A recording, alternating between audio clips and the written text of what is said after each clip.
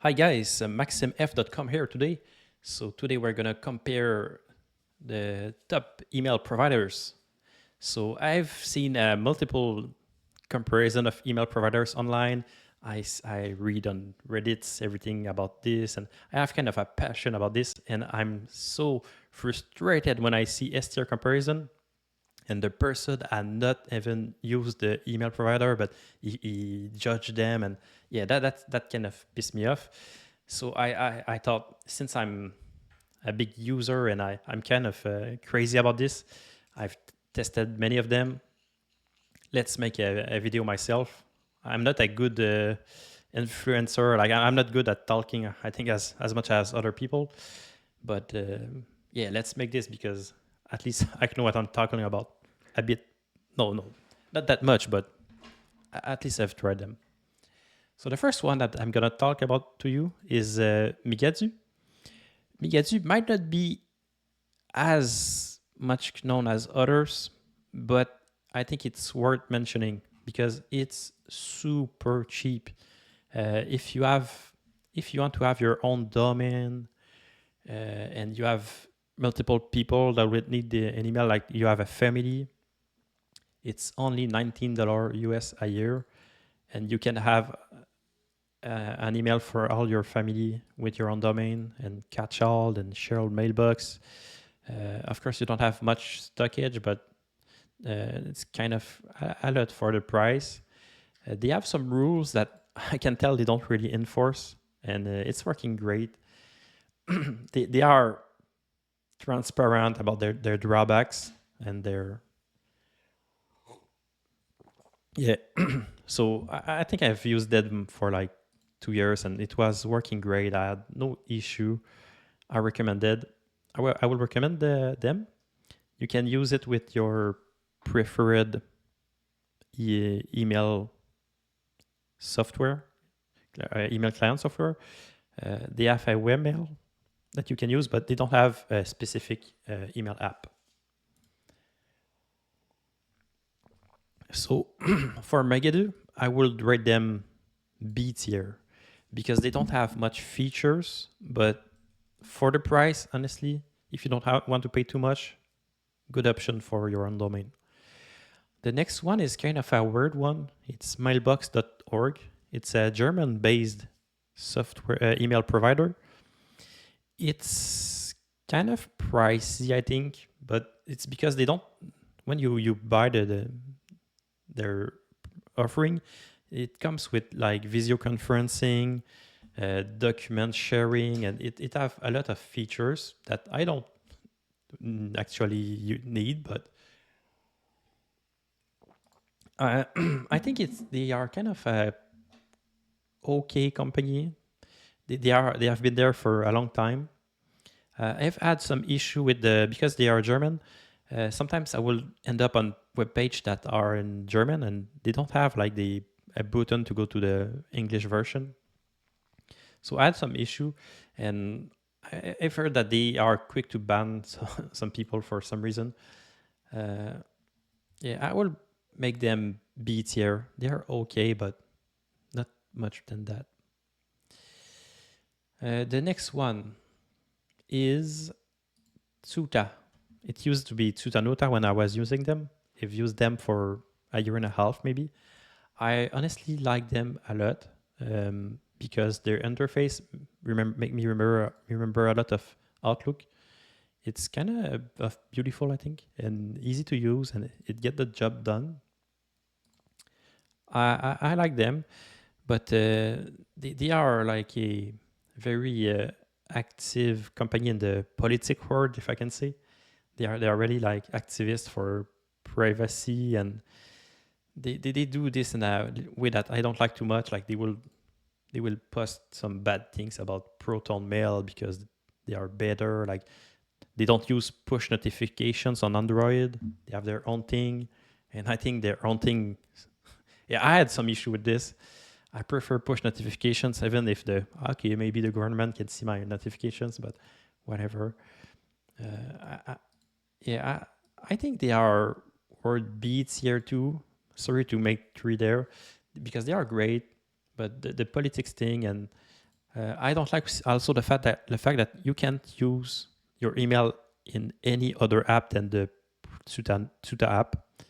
You can't read your email in your own app. So on Android, you have to install the app Tuta app, and you can't use anything else. And the app on Android is kind of bad. I think it's laggy and slow to open, and I had some issue with notifications. Yeah, yeah. You know what? Thinking about it, I think I will put them in the C tier for that. I hope they work their app better for Android, but they have a good app for Windows, and the web version is absolutely fantastic. Next one is Zoho Mail. It's a company based in India, I think their headquarters, but they have servers in America, the United States of America. This one is, if you've used it with a small business, I think it's a okay one. It's really cheap. I mean, I think it's like $1 per account, and you can have shared mailbox, a admin panel to administer multiple users. It's great if you have a small business. You don't want to pay too much, but yeah, and it's open to use. They have their own Android app, which again, it's not too great. It just get the job done, but nothing else better to say. But you can configure your email into your preferred app. I think they're worth B tier. They're great. I will just not use them, honestly. I don't know what. It's personal preference. They're just like kind of boring. But if I had a business, maybe I will consider if I don't want to pay too much. The next one is Gmail. Ho. I might get a lot of hate because of what I'm going to say. I know a lot of people hate Google, want to de-Google their life, but I think Gmail, honestly, it just works super great. And I love the email categorization. It's lightweight, it opens fast. Their Android app is amazing. It works super great. I know that the problem is with the fact that it's owned by Google, and I know Google collect data about their users that they sell to third parties. But I think they say they don't do this in Gmail. But can we trust Google? They will happily pay a fine if we ever found someone found out that they're not saying the truth. So I will put them A tier. I think in terms of per performance and for the app and everything, it will be worth a S tier. But because they are Google and they are making their business model is making money on the data of their users, I can put them S tier because of that. The next one is FastMail. Have you ever heard about them? It's a good one. It's FastMail, and honestly, they deserve the name that they choose. It's really fast and it's responsive and it's very easy to use. They have an Android app which is fantastic. I love it. It's very quick, responsive. You have everything in the same app, your calendar and everything, and it integrates well with your if you are already into Gmail to migrate. It's very easy. If you're in with Outlook, you can migrate very easily. They have the tools integrated. You can make aliases very easily. They have masked mail. It do integrate with 1Password if you use this password manager. If you have your own domain, you can add multiple. Honestly, it's honestly amazing. I love it, and yeah, I think this one is for sure worth an S tier, and I will say S plus tier. The price is a bit high though. It's like with a 3 years subscription, it's over $3 a month. So it's kind of a lot. And I don't like the fact that you have to pay for 3 years to get their best price. I hate this model, but yeah, it is what it is. The next one is Outlook by Microsoft. This one, if it was my first email ever, and honestly, what I don't like about Microsoft, it's not only Outlook, it's all their apps. It's kind of on the heavy side. It's slow to load, heavy on your computer, on the resources it takes. I don't like that too much, but I know it's because it's full of features and you can do a lot of things. And I like that with Outlook, it integrates easily with your work account, your university account, because most universities are using Outlook, Microsoft 365. I think honestly, I think it's great. It's just a bit heavy, and I will put them in the A tier. If it was more performant, I think they will deserve an S tier, but only because of the heaviness. But honestly, it's a good one, and I will use it very happily as my main. The next one is the one that I've not used the most. I've tried it more recently, but it's Apple iCloud. So if you pay for iCloud subscription to have like a storage folder and thing, you can add your own domain, and it's super cheap. I think the iCloud Plus with 50 gigs start at $1 a month, and you can have your own domain, and you can have catch-alls, and you can have masked mail, and you can hide your IP. It's easy to use. It's lightweight. Again, it's lots of options, but everything is easy to set up. I'm not an Apple fan. I'm not into the Apple ecosystem, but I think iCloud deserves an S tier because they don't collect your data like Gmail, like Google do, and it's really performant. So good job, Apple, for this. And I wish that Gmail would offer to add your own domain into their Google One subscription for personal use. Right now, Apple win with iCloud Plus on that. The last one is Proton Mail. Honestly, I have a lot to say about this one, and I will get a lot of hate, I think, because of this. Every time I go on Reddit, everyone is recommending Proton Mail. It's super great, Proton Mail. It's protecting your privacy and everything.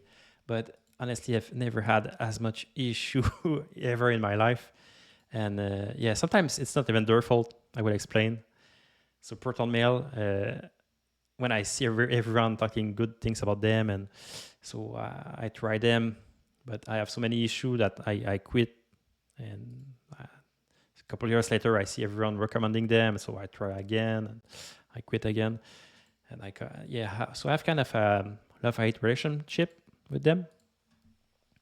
I like the fact that it's made the founder is a CERN scientist that wanted to have his own private email.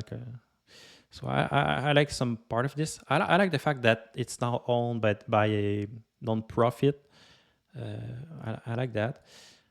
I like also that they're offering, if you go with Proton Unlimited or Proton Family, it have a lot of things that they offer with the subscription, like VPN, Proton Pass, you have Proton Drive, but all these things, I don't.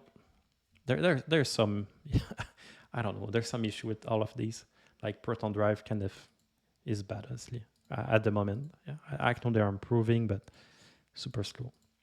Yeah. So the first issue I had with when I tried Proton Mail, I tried to use it as my main, and I changed my email on my bank account, and I use one of the biggest bank in my area, and my bank will block my account because as soon as they saw I had a Proton Mail account, I don't know why, they blocked my email, And sometimes I will try to register with the Proton Mail email on our website, and they will not allow me because it's a Proton Mail email and they don't allow this.